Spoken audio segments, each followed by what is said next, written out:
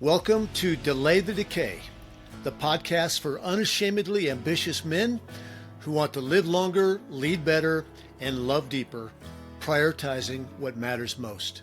I'm your host, Dan Hardy, coach, entrepreneur, and former pastor, here to help you build a life of more intentional direction, not perfection, across 5 life domains: spiritual, relational, physical, mental, and financial. Today's guest is Dr. Charles Glassman, also known as Coach MD. Charles is a trailblazing physician for over 40 years, and he's blended traditional medicine with mind-body wellness, and we're going to talk a little bit about that. He was one of the first doctors in the U.S. to launch a concierge medical practice focused on the prevention and personal connection. He's an award-winning author of a book called The Brain Drain and an upcoming book called Fear is a Liar. Dr. Glassman helps people understand how fear and outdated brain patterns can quietly sabotage their health, purpose, and relationships. Through his books, coaching, and speaking, he empowers people to break free from fear-driven habits, live with clarity, intention, and courage. And if you are listening, if you are watching, if you're like me, I want all of that in my life. I want clarity, I want intention, and I want to live with courage. So, Dr. Glassman, can I call you Charles? Oh, yes, of course. Charles, thank you for being on one of the very first guests on the Delay the Decay podcast. Well, thanks a lot, Dan. And we all want that. We all want to delay the decay. And yes. So this is a great message, a great podcast, and I'm really looking forward to our conversation today. Yeah, thank you. Me too. I've got a question that I like to start my podcast off with, and it's simply this. What's one small decision that you've made lately that's helping you progress in the right direction? One small decision that you've made lately. Yeah. Well, you mentioned the book Brain Drain that I published back in like 2008, I believe. And it was great. Really, the evolution of that and what got me writing that was a wonderful blessing and process. Lately, I've had on my desk collecting dust. And it's really not on the desk it's in the computer, but it was collecting dust. And it was a manuscript that I had been working on after Brain Drain. And that small decision, that inner voice that spoke to me, to nudge me, to go back to that, to revisit it. And I've started doing that. And it's the good fortune. And, I complain that our dog is waking us up early these days. She's 16 and a half years old, and she's delaying the decay. She's a very healthy, vibrant. I take her on a long walk, but she's been getting us up really early. But instead of complaining about it, I've used that time to go back to this manuscript and working on it. And I have to say that it is for me, if it helps nobody else, okay, it has helped me to go back to what I've written about in the past, what I strongly believe, and it's helped me kind of get back on that path, and it's really grounded me, and that's that decision to go back to starting to work on that again is that decision. Fantastic. I've got a follow-up question on that. I was just talking to a buddy earlier today about how easy it is to be paralyzed with ideas and never actually put the pen to paper or to take action. You and I are close to the same age. We're in our mid-60s. You seem to be very ambitious. You've got a lot to say, a lot to offer. Why pursue a second book? Why continue speaking? Why have a podcast when you could just go collect seashells? Yeah, that's a great question. And so many people, they live to retire in a way. And I always would kind of cringe when a patient of mine told me that they are going to retire. And research has shown that people who retire decay very quickly because all they know is what they've been doing in their job and really don't have any hobbies or any other interests or passions. And we forget that all of us are born with God-given talents, skills, uh, passions, and desires. And a lot of those go by the wayside. And as long as we're alive, we owe it to our Creator to live the fullest life we can live with the gifts that we've been given. So I feel that these gifts, which were hidden to me when I was young, really, I mean, there was a little twinkle there, but they were really hidden, and I'm very grateful that I was shown to discover them, and by doing that, it gives you more life, and it makes life more worth living and sharing, and that's why as long as I'm alive, I'm going to keep going and going to keep doing and creating and sharing and do the best that I can. I love it. Yeah, there are stats out there that show that if we're not taking care of our gifts and cultivating relationships, taking care of our body, exercising our mind, that it just leads to decay. And it's the American dream is to stop working, and that's okay to stop your day job for 30 years, but we're not designed to just to go on vacation for the rest of our life. I retired from being a pastor a year and a half ago, and there's nothing in me that wants to do nothing. Now, I have different rhythms in my life, right? I've got more flexibility to enjoy the grandkids and to, we're going on vacation next week. But in the meantime, we're doing this. We're wanting to engage in relationships. You're a CrossFitter. Yeah. I'm a CrossFitter. Don't judge us, please, audience, by that. But we do hard things because we really want to have a body that lasts as long as our Creator will allow it. Yeah, and also the evidence is very strong, and you don't even need evidence.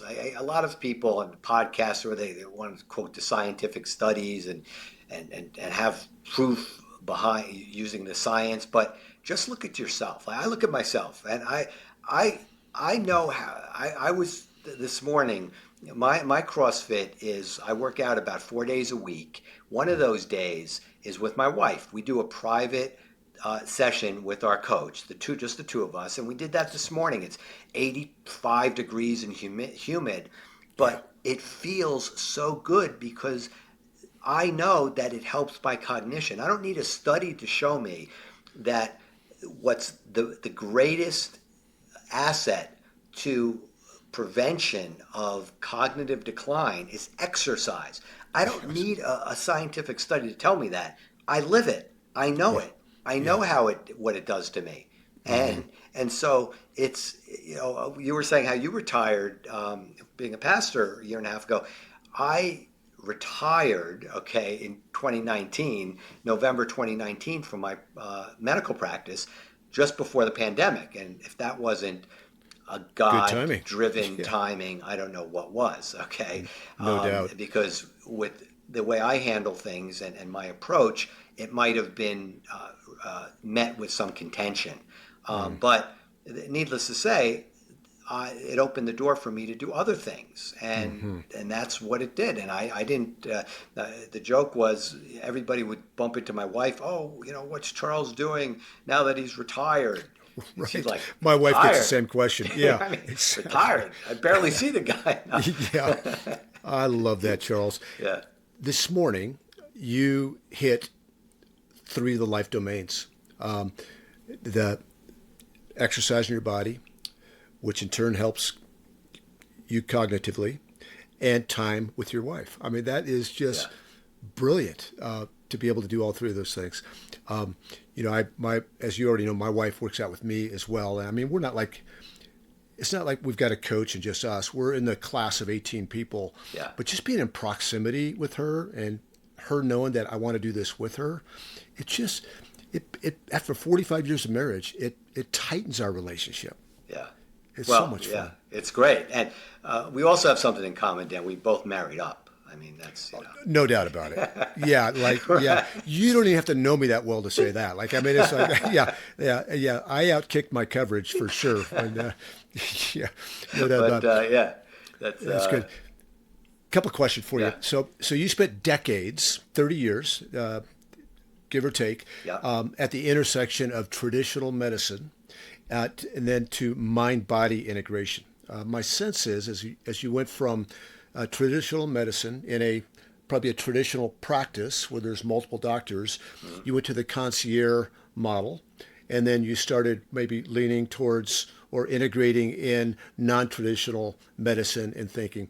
Tell me about that journey Yeah. of going from traditional to maybe, I'm not sure what the right wording is, non-traditional or holistic or functional medicine. What would you call Yeah, it? and I mean, all of those are good terms, but they Mm. don't.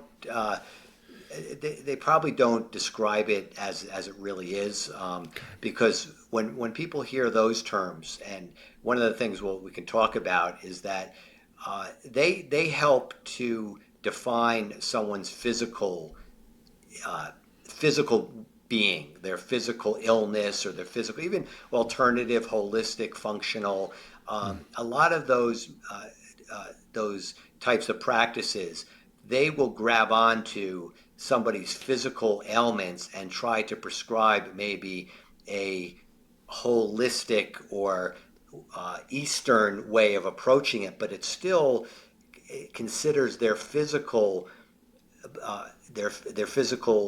impairments or illnesses or symptoms as Okay. purely physical. So one of the most frustrating things about, certainly before I transitioned to the concierge practice, Hmm. was that I only had a very short period of time with my patients. I mean, it was like, like this. I mean, we would Hmm. typically between 30 to 50 patients a day. That was Wow. the the, the range. And when I started the concierge practice, which was in November of 2002, it was in March of 2002, two consecutive Mondays that really broke me.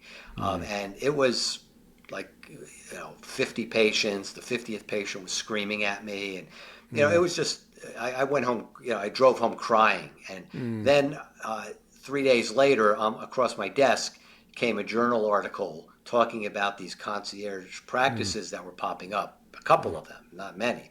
And so I Hmm. inquired, and then 10 months later, ended up becoming one of them. And Hmm. so, but it was interesting when I was transitioning to that. My patients would say, why? And what a concierge practice is that patients will pay a little extra Hmm. so you can be their personal doctor, Kind of and a they can. membership model. I'm sorry.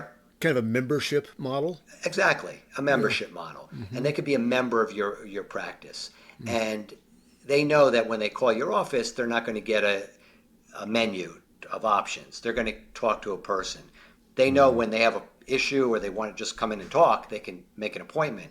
A Mm. physical, they can come in for an hour and a half, sit down and talk and Mm. check out whatever. But when we Okay. were transitioning to that practice, when I say we, it was my former partner and I, they said, Dr. Glassman, why would we pay more? You always gave us enough time. Hmm. Think about that. I'm Wow. telling you, it was maybe 5 minutes, 7 minutes tops that we were, but I would always make it a point. Hmm. Anybody that I was interacting with, no matter how busy, how flustered I would always sit down, I would always make eye contact, Hmm. and I would always let them talk for at least a minute or whatever to tell me Hmm. what's going on.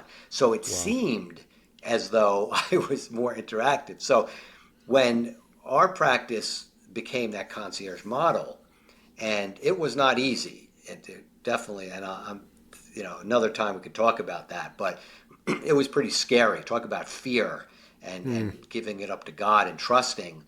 That's the only way that got me through that, Hmm. because our practice shrunk majorly, and it took a while before we got enough members to really keep us Okay. above water. So um, Hmm. it was at that time that I realized I didn't want to keep doing the same old, meaning, okay, I have more time, so now I'm going to treat patients the same way. We just have more time to do it. We can talk about their medications and their Hmm. back pain and their, whatever, and not really help them, And Okay. I saw that and I changed my practice name to the New York Center for Longevity and Wellness because I I saw wanted to that. make a paradigm shift, not only in the Mm, formation of the practice and the dynamic of the practice, but also the content of the practice.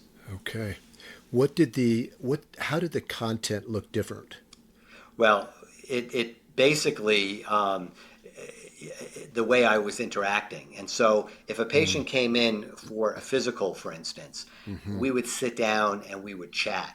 We would mm, talk about real stuff, about their childhood, about their stresses in their life, about mm-hmm, finances, mm, relationships, and all of those things. And what got me to write the book Brain Drain was one of my patients came back and said, Dr. G, I feel great when I'm sitting and talking with you, mm, but I go back into my life and things unravel. You know, I get the stress and I start eating poorly and making bad decisions. And is there any way that you can help me between office visits?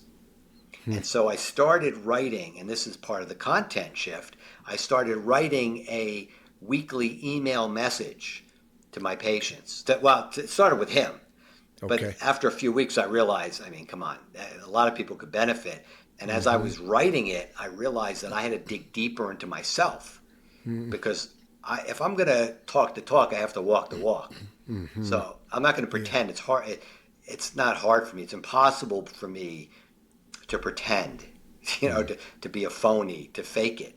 I have to, so I have to be vulnerable. I have to share with them my foibles and my challenges, and that mm. started the process of brain drain and how it kind of the shift in my practice.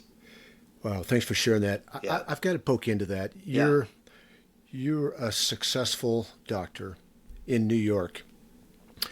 And I don't want to stereotype successful doctors, but they're usually not, well, I'm going to stereotype them. Yeah. They're usually not vulnerable. They usually have all the answers, and there's no more. Like, is that just the way you were born, or what shaped you into a curious, compassionate, vulnerable doctor? Well, I thank God, that I was uh, helped with humility, and that humility is our greatest asset, and I say that vulnerability is our greatest asset. Mm-hmm. Most doctors, like anybody else, are uh, have this brain, this protective brain, this automatic brain, I call it, and they hide behind a white coat. And that white coat, and I'll give you talk about vulnerable. So when I became a doctor, I was only 28 years old. I was Mm-hmm. 28 years old. I joined this practice right out of residency. My partner at the time, it wasn't a partner, it was my employer, goes on vacation. I started July 1st. Hey, actually, July 1st, right today, anniversary.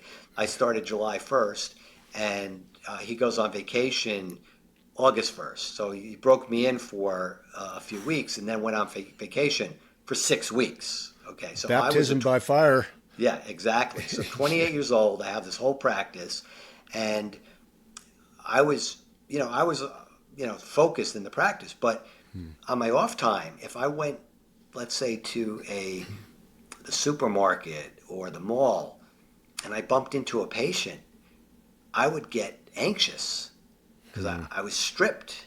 I was naked in a way. Yeah. I was vulnerable. I wasn't this. I'm this 20. I'm going to be exposed. They call it now the imposter syndrome, Right. but that's how I felt. Hmm. I'm only 28 years old, and I'm talking to people at the end of their life. I'm talking to people Hmm. about their intimate relationship, whatever. I'm just Yeah. 28 years old, so, Wow.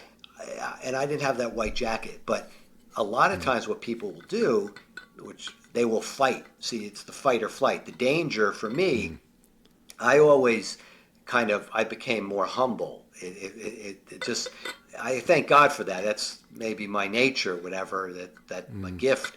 But it made me wonder why that happened to me and to try to Hmm. seek answers for that and to figure it out so I could help other people. But a lot of times, and I tell people this, when you go to a doctor, and I would tell my patients this, if you ever feel like you have to take care of my feelings, you're in the wrong place. So if you ever go to the doctor and you don't want to upset the doctor, or you don't want to whatever, just you're trying to take care of the doctor, you're at the wrong doctor. You know, if you have questions and the doctor pretends they know the answer, and that's what will happen if you go to the doctor most of the time, they'll have that. So anyway, getting back to why am I different? Yeah, I don't know. I guess part of it, like I said, the grace of God. Yeah. Really, that's I have to thank for Yeah. that. I think.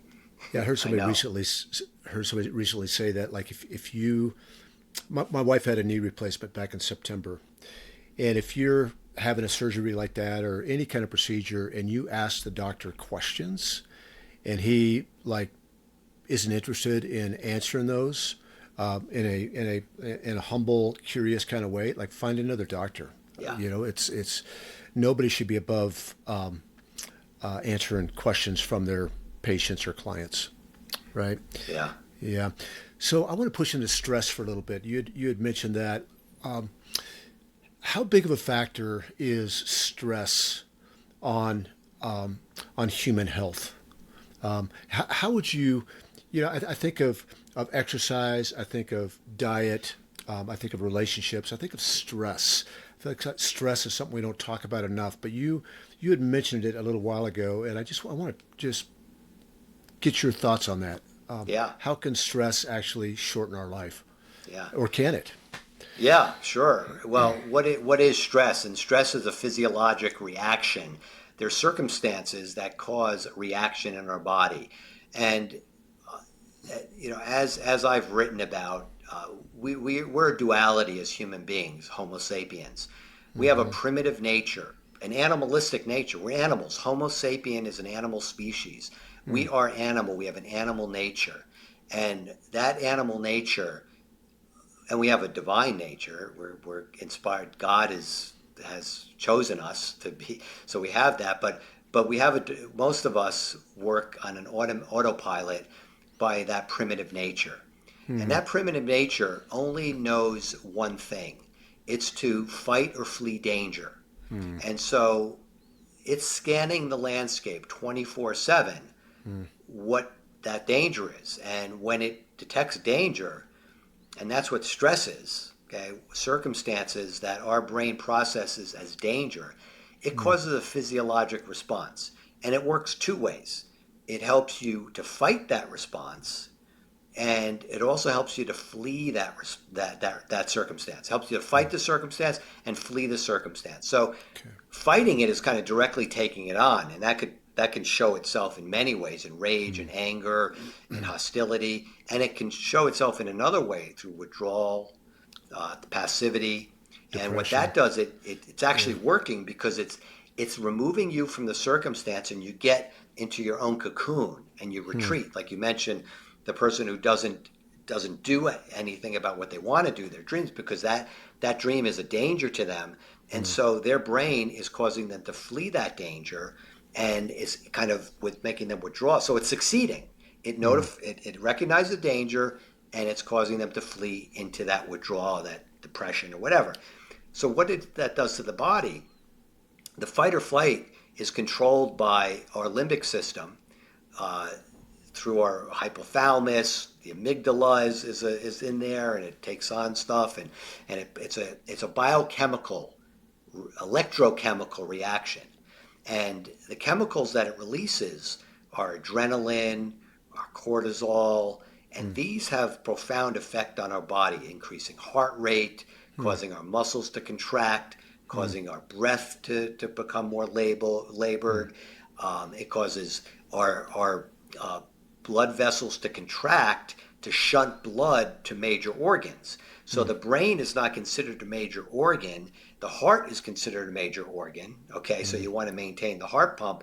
So the constriction actually draws blood away from the brain and causes a foggy feeling or whatever. So these are things that are bad for the body. And there was a study that was, I forgot what, I think 2014 that showed that cancer patients who were on beta blockers seem to live longer, have decreased mortality. And what a beta blocker is, it's a pill that actually blocks the receptor on cells that recognizes adrenaline. Interesting. So if you think about that, adrenaline, therefore, must be detrimental, and it does all those things that I described. So it kind of is detrimental, So Interesting. It would definitely, when we're not aware of this dynamic, it can definitely affect us in our lifespan. So how does somebody become aware? I mean, you can. It's like the frog in the kettle, right? Where people live in this place for decades, and it's just the way they live. How do they change something that they're not even aware of? So how do you become aware of it? Is it through biomarkers? Is it through just good self-awareness? How do you help people become aware of that? Yeah. So that they're stressed out. Yeah, and so this is why I would become very frustrated in my practice a lot of times when somebody, and this is the challenge I have with the functional medicine or the alternative, because somebody comes in with a physical complaint, and the practitioner doctor is all in on that physical complaint, and I always want to take a step back and say, what's really going on? Sometimes it is all physical. Don't get me wrong. I mean, sometimes it is. You break a leg, that's physical. It's not your, your circumstance or whatever. Some, cancer or whatever you got. I mean, sometimes it's physical. Okay, but more often than not, and most of the visits to doctor's offices are based on something else that the body is creating a distraction. So you're distracting from the true pain. And so the way you become more aware of it, you have to take a step back. And, through some of my writings, I give tools to do that. But it's all up to the individual. I can't do it for them. They have to be able to say, where are these thoughts coming from? They have to trust that they have a divine nature capabilities that are God-given, that they have in them. And God doesn't allow, stress is not part of that divine nature. It's all automatic brain. It's all primitive. It's all automatic reflexes. So it's important to understand when you're on the road and somebody cuts into your lane and you're speeding up because they one-upped you, they got ahead of you, you have to take a step back and say, whoa, wait a second. What caused that? Was it really that person getting in front of me? Or was it that I'm having trouble in my relationship or my finances or, growing up? What was the household like growing up? So you don't have to do a full analysis and going back to childhood. You can actually trace it back to circumstances that are pretty immediate, but it does warrant taking a step back and saying, if I am feeling stress, my body is detecting something as danger, and it's causing me to fight or flight. What might that danger be? If I'm having back pain, my muscles are tight. It's cutting off circulation to my muscles and nerves, causing me pain. What might be causing that constriction, that increased stress response? What could it be? And you have to ask yourself that. And that's one of the ways to get started at kind of looking deeper than just the physical. So if I'm hearing you, I'm hearing a couple things. One is the automatic brain that's a term that you use, is our hardwired like response as animals of the animal nature to stress. We automatically we want to fight or we want to flee. Is that the automatic brain? It's actually, yes, but the stress is actually the reaction. The circumstance is being viewed by our brain as somehow dangerous to us. Got it. So that circumstance is viewed as danger. That causes that automatically. It doesn't think. The brain does this. The automatic brain doesn't think, and this is a really major point, because a Okay. lot of people think that their brain is thinking. It isn't. It's reacting. And Reacting. the way I prove that is that the automatic brain does whatever it can, by all means necessary, to help us fight and flee danger. So we think it's a survival mechanism. We think it's a built-in survival mechanism, and it's going to help us survive. But the truth is, the greatest fleeing response, fight or flight response, is suicide.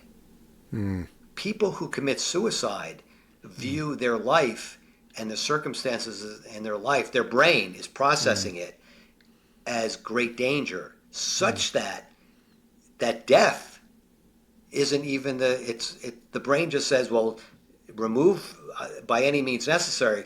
Let me get as far away from this danger as possible Yeah. into death itself. So it's a fake. It's fake. It lies to us. So these reactions. So it's the stress is the result of the brain processing the danger in our life, or circumstances in our life, as dangerous to us.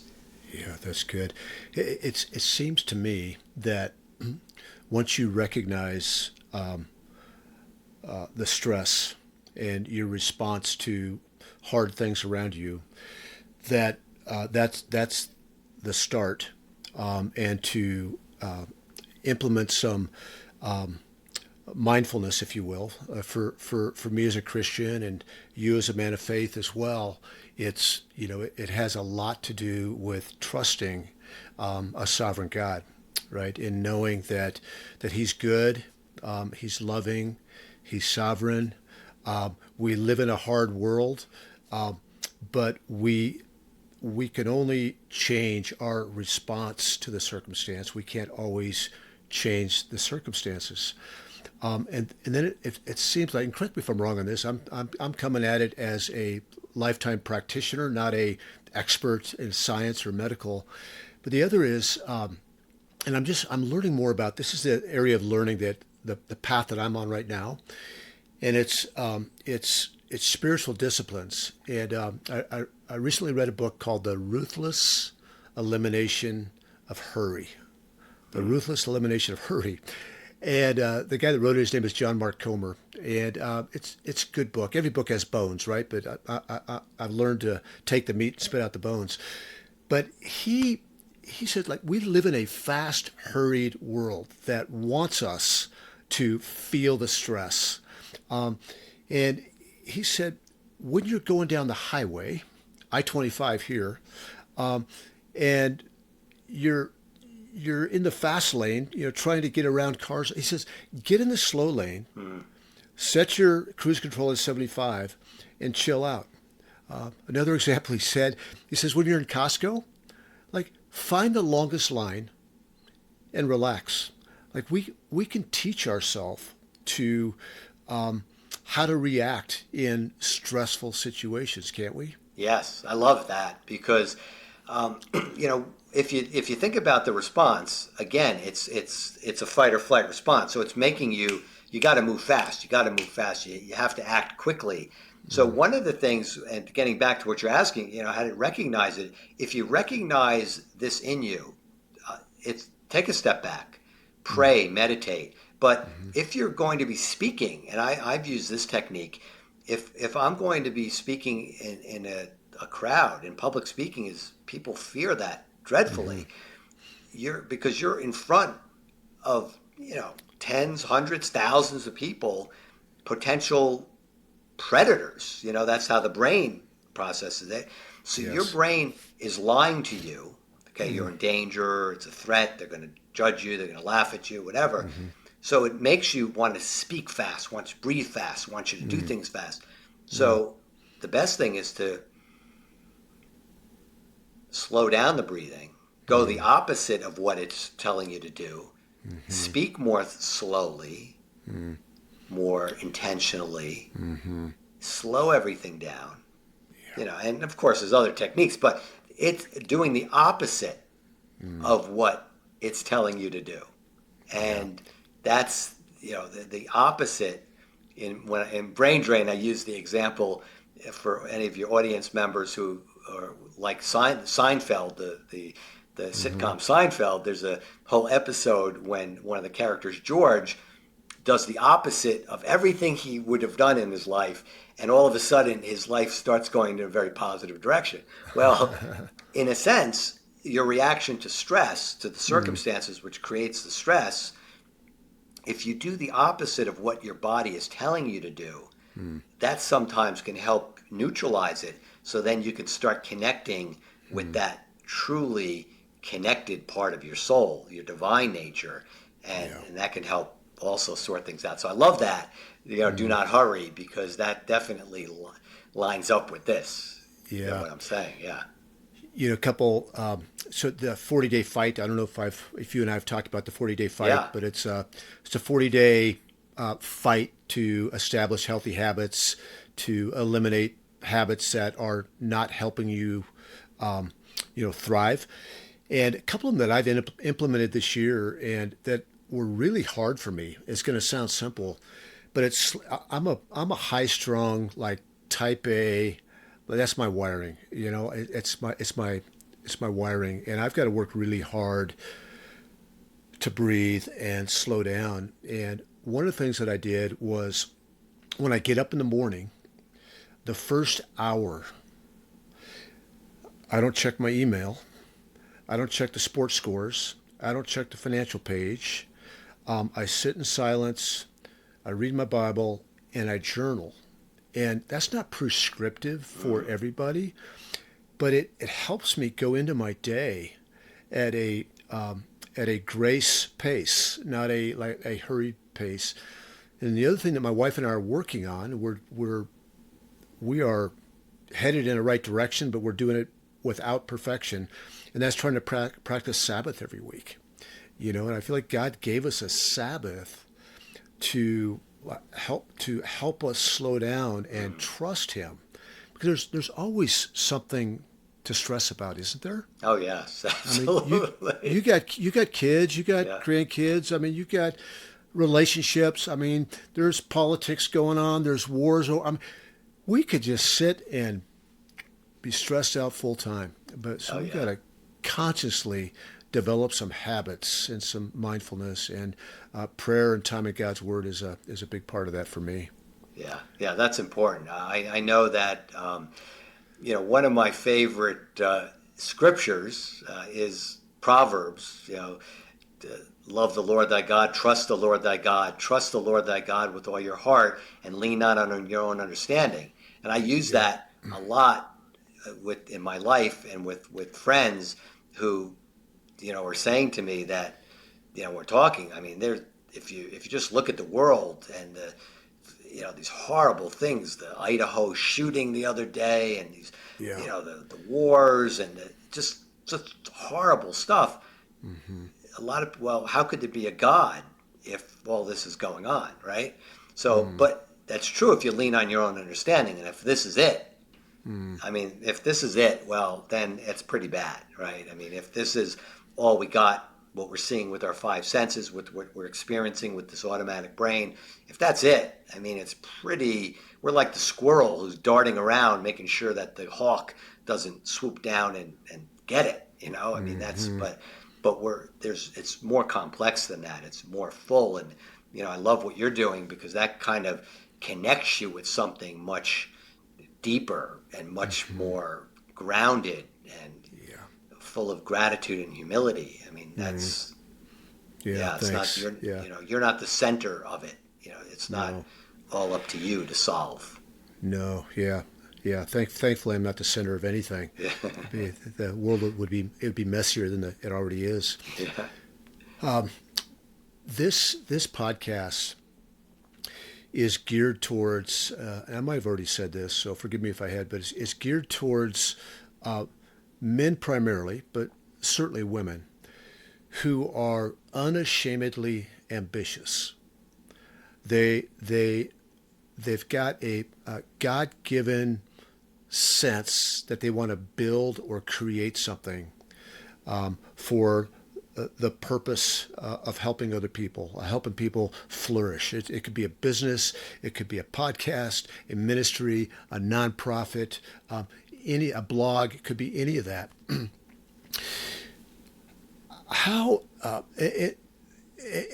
so unashamedly ambitious, but they don't want to lose their life. And my story is that I've always had ambition, but back 25 years ago, this close to losing everything, my relationships, my health, because I pursued my ambition when my priorities were out of order. So what would you say to maybe a younger man that is in their 40s and they are in the sweet spot of their career? They've been working and building and creating and doing really a good job, creating something that is really sustainable, but they have started to compromise their health, with their body and their mind, and their relationships. Like, what would you say to that person? Well, the first thing I would say is don't quit your day job, okay? And because we all need a foundation. We can only reach for the stars if our both feet are planted firmly on the ground.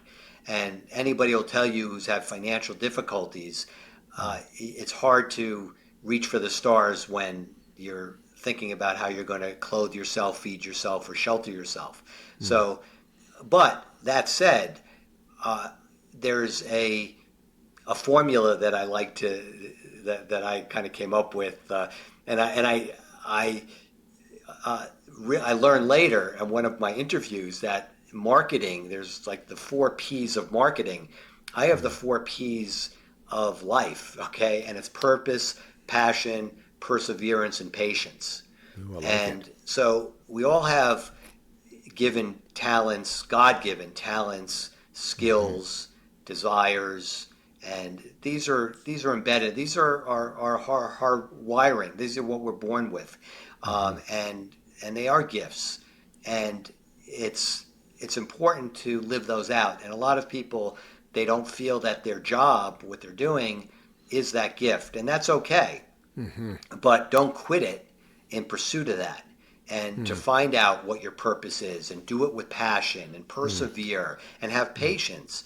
And then you can do that. But getting back to the health part of it, if you don't have your health, the finances are important. But if you don't have your health, you don't have anything.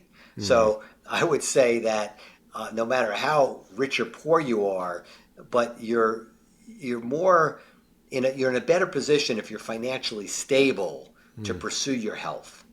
And so they kind of go hand in hand. So don't quit your day job, and then start learning what you can do to better your mobility, your circulation, the way your oxygen is being delivered to your blood, to your cells, because that's the essence of it. Is that VO2 max?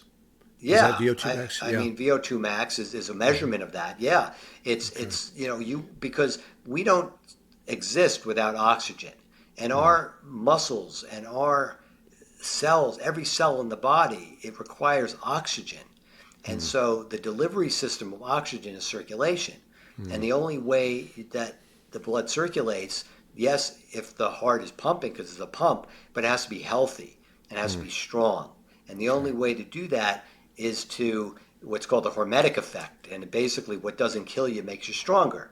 All right? Okay. Because when you exercise, it's actually hurting you a little bit, but it's helping you in the long run.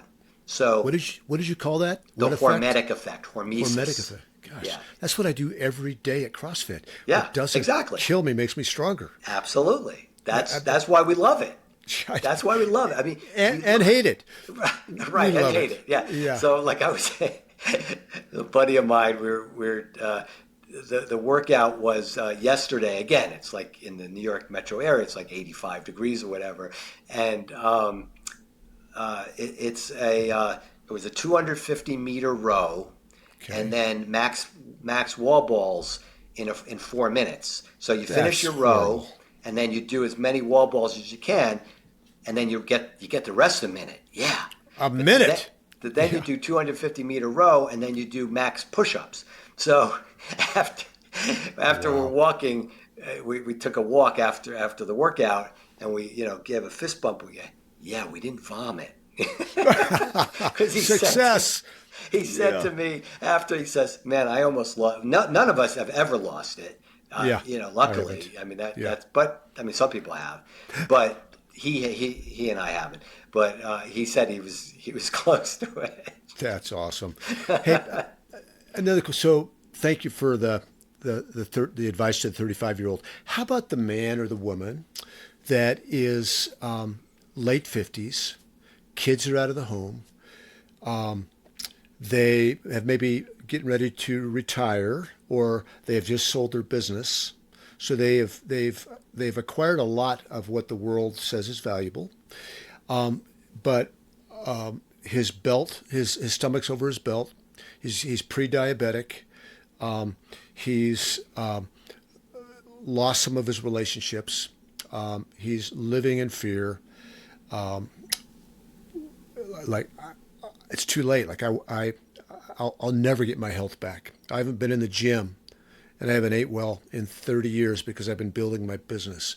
How would you encourage Yeah. that late 50s person? Well, it's a parable that I love to tell, and it goes back to my karate days, and it was Zen in the Martial Arts. It was a book, and it tells the story of this karate boy, 10 years old. He goes into the dojo and he talks to the sensei, and he says, "Sensei, I want to be a black belt. How long is it going to take me?" The sensei looks at him and says, "Son, it's going to take you 10 years." He goes, 10 years? That's too long. I'm 10 years old. That's double my life. Why would it take me so long? What if I studied and I worked so hard and all I did was karate? How long? Sensei says 20 years. Kid's perplexed. 20 years. He says, "Look, Sensei, I really like you, and I'll talk to my parents. I think they'll let me move in with you. What if I move into the dojo and just live and eat and breathe karate? How long then, Sensei?" 30 years. 30 years. "Please explain." He says, "Son, if you have one eye on your goal, you only have one eye on the path in which to find the way." So what I would say to that gentleman or woman who is overweight, the goal is daunting. If you have to lose 100 pounds, it's daunting. Don't look at that goal. Have your both eyes fixed on your path and take it one day, one step at a time. And by doing that, you'll see that by the time, because the goal is never going to be what you think it should be anyway, or what it's going to be. So don't project it, and don't let your automatic brain, through fear, because fear is the face of the automatic brain, lie to you and say to you that, "Oh, you're not worthy, you're not valuable, you'll never do it, you'll never succeed." And what that thought and that automatic brain will do to you will make you fight and flee right back to the state you're in, because it's projecting that danger. So then you have to ask yourself, what would be so bad if I was able to succeed at that? Because some people are the way they are because it's dangerous not to be that way, okay? It becomes their familiar, their go-to, their expected, their normal. So they also have to ask, sometimes in a relationship, that we see that in relationships, alcoholics, drug addicted relationships, where when somebody becomes sober, it ruins the relationship because whatever. But anyway, getting back to this, That's good. You have to be careful to realize that you might be the way you are and stuck there because the opposite of that, your brain is processing as dangerous. Could go back to childhood. That might have been the familiar. Your whole house might have been that way, and this might have been your go-to. But if you want to really change, take one step at a time, and it's still much easier to gradually move into that, and then it'll allow you to catch up with those other feelings that might be driving you, and you'll be able to deal with those. But the warning is that when you start getting healthier and start losing weight, somebody's bound to ask you if you're feeling okay. or Yeah. bump into you in the street, you don't have cancer, do you? And that could scare you into fighting Mm. and fleeing again back into to prove to yourself that you're not sick, and it Mm. could become a vicious cycle. So Yeah. really just focus on your path, the Mm. daily steps you're going to take, and there's a lot of help out there. Yes, that's really helpful.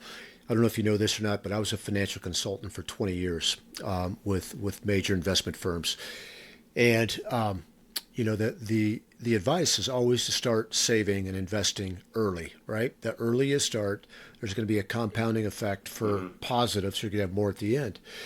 And then occasionally you would get somebody that would come in their 50s and they had maybe had a bankruptcy, or they just never budgeted their money.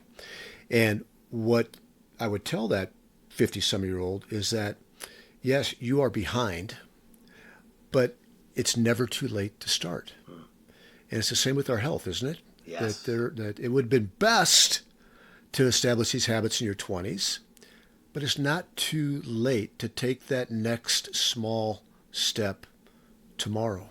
Yeah, that's great advice because there have been studies. Okay, Dean Ornish Mm. did the famous study in the 90s where he showed that people could reverse their coronary artery disease by getting into a very healthy lifestyle. And he Mm. extracted them from society, and they went into this very holistic environment where they meditated, they exercised, they ate well, Mm. but they were able to reverse their coronary artery disease. So Interesting. it is reversible. People cure their diabetes. Diabetes is curable. It is. Okay. I, We could have a genetic tendency for it. I mm. have a genetic tendency for it, but I'm Mm. not going to get it because of my lifestyle and my Mm. choices. If Mm. I had different lifestyle, different choices, I would get diabetes. Many people are programmed that way in their DNA, but you can cure that by doing what I'm doing. If I'm more prone to getting diabetes, I'm going to stay the way I am and doing the things that I do so I won't get it. If you have it, do the things that I'm doing, let's say, or somebody else who's a healthy lifestyle, and you can cure your diabetes without drugs, without all the other things which, you know, you can't. We don't live in a vacuum, so it's very dangerous. And I see with the prescription of drugs, and it does cure one problem. So you win the battle, but you lose the war. Okay, you Yeah. you can't see the forest, from the trees. That is so aggravating to me Yeah, that that I know you're right. yeah. 100%.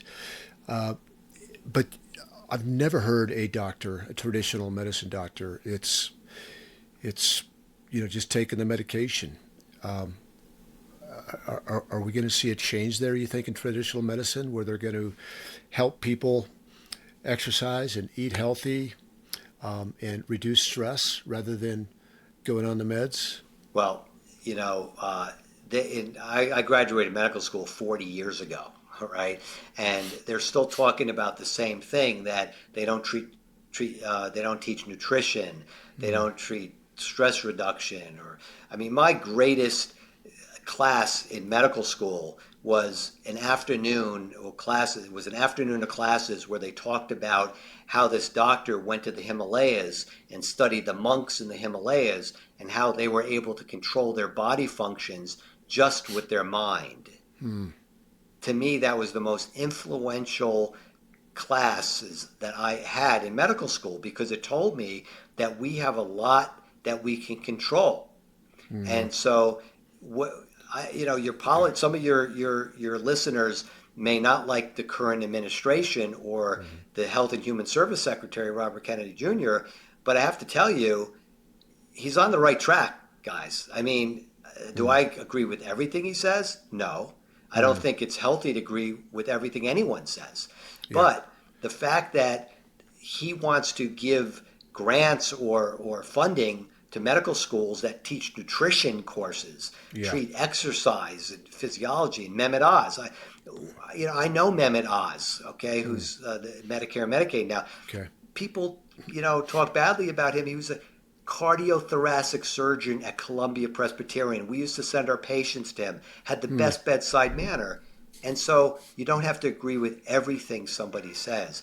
But he was always into more of a holistic, for lack of a better term, approach to patients. Even people who were dreadfully sick had to crack their chest open to do heart surgery. So I think there are going to be a lot of changes because of some of the things that have been exposed about the way medicine and how it is really not helping people, truly helping people. Yes, don't get me wrong. I mean, I'm not, there's plenty of great things in modern medicine, but there's a lot that we do wrong that can really empower people to take care of themselves much better.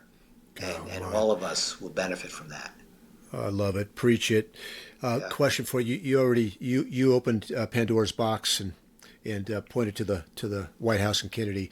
Do you, as a traditionally trained doctor who has the oysters opened up for you beyond that? Yes.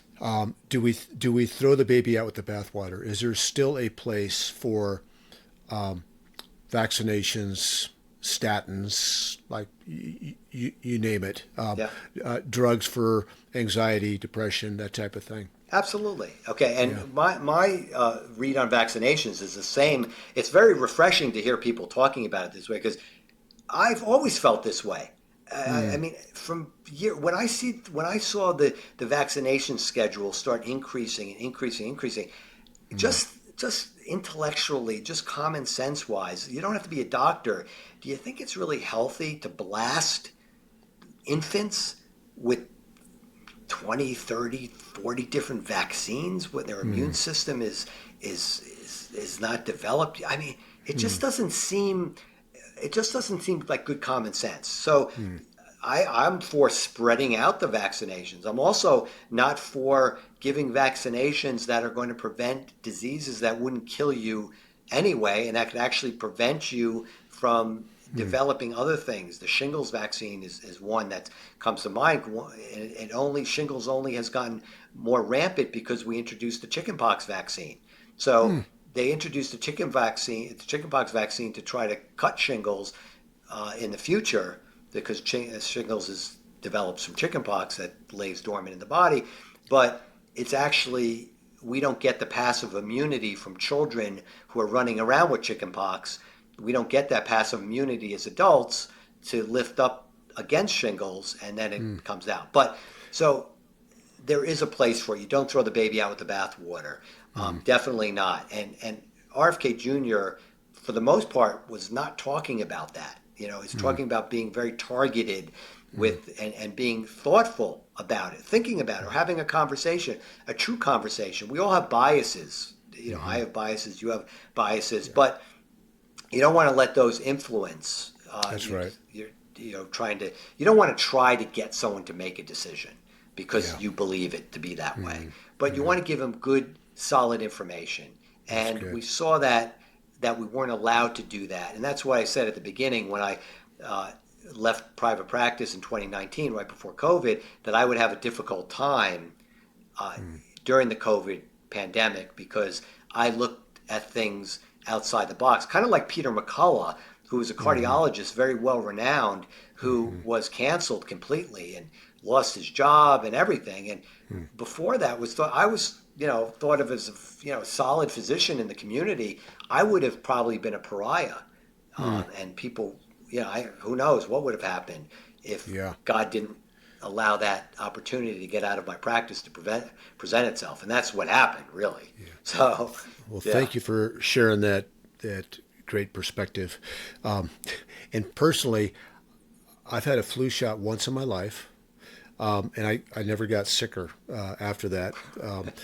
And so I just, I threw the baby out with the bathwater. But I've been thinking about getting a shingles shot because I hear how painful it is, and I'm fearful of that kind of pain. Yeah. So I'm glad that we had this because I'll probably. Well, I'm not going to. Well, let me tell you about that. Okay, is that unfortunately because of the chickenpox, shingles does exist. I haven't gotten the shingles vaccine because I do believe that if you have a strong immune system, if you stay healthy and you can manage that stress that we talked about, well, that you're at a low risk at getting it. However, because it's more, we don't have the passive immunity that around. And when I say passive immunity, that means if you were exposed to children who had chickenpox as an adult and you had already had chickenpox, it would lift up your antibodies a little bit. It would enhance your T cells a little bit. Okay. And they would be able to keep dormant that chickenpox that lives in you. However, now that we don't have as many kids running around with it, there is more of a chance of getting it than before. Gotcha. But it's not going to kill me. Right, yeah. So, but I do have a low pain tolerance. right. and in spite of doing CrossFit every day. Yeah. Hey, I got one more question, if we could, and it's kind of it's out in left field a little bit. I'm very aware and cognizant of the fact that I'm privileged to be able to join a CrossFit gym, to be able to shop at Whole Foods and Sprouts and buy Whole Foods. And live in a house with a garden and have 3 great adult kids who are married, 10th grandkid on the way. I'm so aware of all of this. And what really bothers me, and I want to help, is that in rural America, for example, which is it's where some of the most sick people live. Because they're not educated in the things that we're talking about. There's not a Whole Foods or a Sprouts anywhere. There's a dollar store. So what's the solution? I mean, so we can have this conversation here, and a lot of my audience is in the same boat that we are. That they can buy the Whole Foods and stay away from the processed foods and join a gym and that type of thing. But what's the answer for the rest of America to help the population at large become healthy? Yeah. I think it starts with education, and it starts with education that's brought down to the level that somebody could understand and that can resonate with. It definitely also it's a reinforcement that no matter what we have, it doesn't define us. We're all God's children. No one of us is more privileged in that than anybody else. So our circumstances may trigger somebody's automatic brain. Somebody in the rural area may see that, and that could be a trigger, a danger to them, or what do they know about me? They don't care about me. I have my own whatever, and who are they? Whatever. That goes down to generational learning and programming of their automatic brains. So I wouldn't start out by talking like that. But what I would do is I would start off by talking about things that they care about. They don't like to see their loved ones leave the earth early. They don't like to have pain and suffering. They don't like to have loss. And you start with that and start educating. Well, it doesn't have to be that way. You can help live a vibrant life. You can increase your health span and your lifespan, and it will take some changes in the way you think about things, but it all starts with the understanding that we all start at the same level, and that's being one of God's children. That's right. The same. No better, no bigger, stronger.